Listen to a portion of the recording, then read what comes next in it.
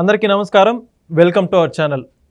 London వెళ్ళడానికి అనుమతి కోరుతూ అక్రమాస్తుల కేసులో సిబిఐ విచారణ ఎదుర్కొంటున్న A1 జగన్మోహన్ రెడ్డి, అదేవిధంగా A2 విజయసాయిరెడ్డి సిబిఐ కోర్టులో పిటిషన్ దాఖలు చేయడం జరిగింది.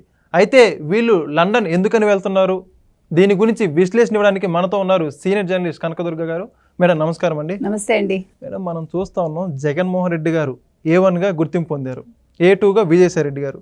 దేంట్లో అంటే ఆర్థికంగా ఉగ్రవాదంగా చేసినటువంటి వ్యక్తులు వీళ్ళకి ఒక ప్రత్యేక గుర్తింపు కూడా ఉంది. అయితే వీళ్ళు నిన్నటి రోజున సిబిఐ కోర్టులో పిటిషన్ దాఖలు చేయడం జరిగింది, ఏదైతే లండన్ వెళ్ళడానికి పర్మిషన్ కోరుతూ. అసలు వీళ్ళు ఎందుకు లండన్ వెళ్తున్నారు అనుకోవాలి? విజయసాయిరెడ్డి గారు ఆల్రెడీ వేశారండి. ఆయన ఏమడిగారంటే, నేను యూరప్ వెళ్ళటానికి అంటే రానున్న 6 నెలల్లో ఒక 60 రోజులు ఆయన వెళ్ళాలనుకుంటున్నారు. దానికి పర్మిషన్ అడిగారు. అయితే దానికి సిబిఐ కోర్టు అభ్యంతరం చెప్పింది. ఈయన అంటే నిందితుడు కదా, ఆయన కేసు నడుస్తున్నప్పుడు విచారణలో ఉండగా కేసు ఏ రకంగా ఆయన వెళ్తారు అని. అంటే గతంలో పర్మిషన్ ఇచ్చారు నాకు, నేను ఎందుకు వెళ్ళకూడదు అని ఆయన అన్నారు. సో దాని మీద విచారణ ఈ నెల 30కి వాయిదా వేసింది కోర్టు. ఇకపోతే ఈయన బ్రిటన్ వెళ్ళాలని జగన్మోహన్ రెడ్డి వేశాడు. ఈయన అసలు ప్రధాన నిందితుడు ఈయనే కదా. ఇప్పుడు ఈ క్విడ్ ప్రోకో కావచ్చు, లేకపోతే ఈ అక్రమాస్తి కావచ్చు, ఏదైనా కూడా దాంట్లో నెంబర్ 1 ముద్దాయి జగన్మోహన్ రెడ్డి. కాబట్టి ఆయన కూడా ఇప్పుడు నేను వెళ్ళాలి, మా పిల్లలు అక్కడ ఉన్నారు, మా అమ్మాయిలు అక్కడికి వెళ్ళి చూడాలి అని ఆయన అడిగారు. సో దాని మీద విచారణ ఇంకా కొనసాగాలి. అయితే ఇక్కడ మనం చెప్పొచ్చేది ఏంటంటే, ఆల్రెడీ మనం మాట్లాడామండి, జగన్మోహన్ రెడ్డి ఎలాగైనా ఈ విచారణ ఎదుర్కోకుండా తప్పించుకోవటానికి మార్గాలు వెతుక్కుంటాడు అని. ఆయన ఆల్రెడీ ఆయనకి కోర్టు సిబిఐ కావచ్చు, ఈడీ కావచ్చు, అంటే ఆయన్ని విచారణ చేపట్టమని కోర్టు ఆదేశించింది ఆల్రెడీ. అయితే ఇంక విచారణ ఎప్పుడో మొదలవుతుంది. ఈ విచారణ సందర్భంగా ఆయన దాన్ని ఎలాగ ఎదుర్కోకుండా తప్పించుకోవాలి. ఎందుకంటే ఆయన ఇప్పుడు విచారణకి రోజువారీ విచారణ అని అన్నారు. కాబట్టి రోజు ఆయన హైదరాబాద్ నాంపల్లి కోర్టుకి వెళ్ళాలి.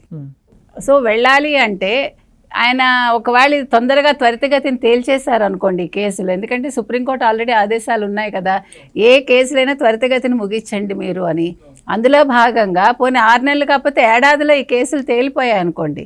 ఇప్పుడు ఎందుకంటే మొన్న ఇతని జడ్జి కూడా తప్పుకున్నాడు. ఇప్పుడు చాలాసార్లు ఇదే కదా జరుగుతుంది, ఈ కేసులు రావడం, ఆ జడ్జిలు తప్పుకోవటమో, లేకపోతే వాళ్ళు లీవ్లో వెళ్ళిపోవటమో, లేకపోతే అసలు వాళ్ళు ట్రాన్స్ఫర్ అయిపోవటమో, ఇవే జరిగాయి. సో దీని మీద సుప్రీంకోర్టు కూడా సీరియస్ అయింది. అందుకని ఇప్పుడు ఎలా తప్పించుకోవాలో ఆయన చూసుకుంటున్నాడు.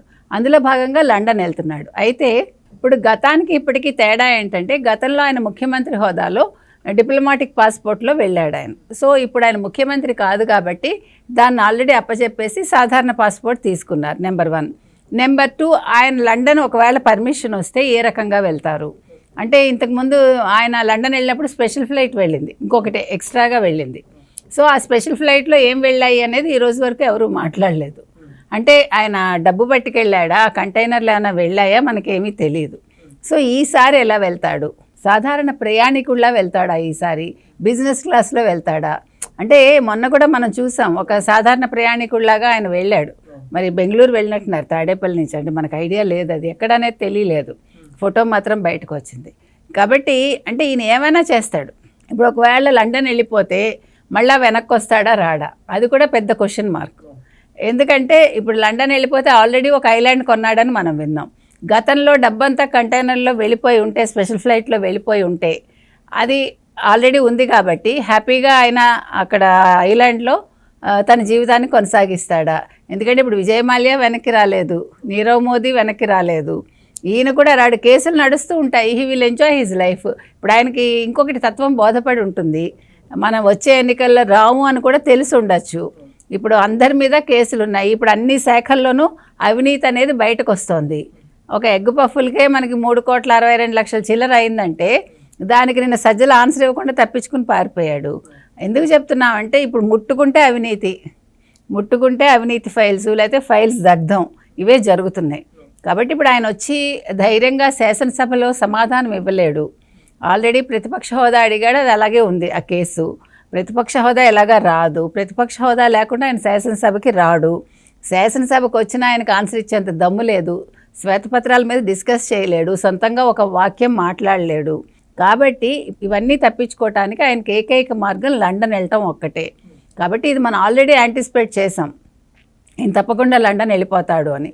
సో కానీ కోర్టు పర్మిషన్ ఇస్తుందా ఇవ్వదా అనే దగ్గర ఇప్పుడు ఈ వాదన అనేది ఆగి ఉంది అంతే. మేడం ఇక్కడ ఇంకోటి చెప్పుకోవాల్సింది ఏంటంటే ఇందాక మీరు చెప్పిన విధంగా గతంలోనే సుప్రీంకోర్టు త్వరితగతిన ఈయన కేసులకు సంబంధించి అవసరమైతే ఫాస్ట్ ట్రాక్ కోర్టులు ఏర్పాటు చేసినా సరే త్వరగా విచారణ జరిపించాలని చెప్పడం జరిగింది.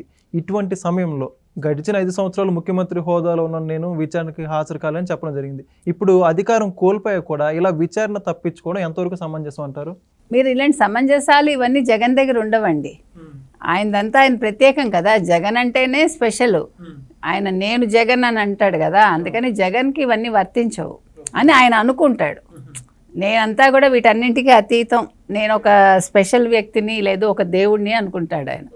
కానీ కాదు, నువ్వు సామాన్య మానవుడు అని ప్రతిసారి మనం గుర్తు చేయాల్సి వస్తాం. కాబట్టి ఇప్పుడు ఫాస్ట్ ట్రాక్ కోర్టులు పెట్టి ఈ విచారణ ముగించమన్నారు కాబట్టి తప్పకుండా జగన్మోహన్ రెడ్డి కేసులన్నీ కూడా త్వరితగతిని ముగించాలంటే ఈయన సహకరించాలి. కాకపోతే ఈయన తప్పించుకోవటానికి చూస్తాడు అంతే.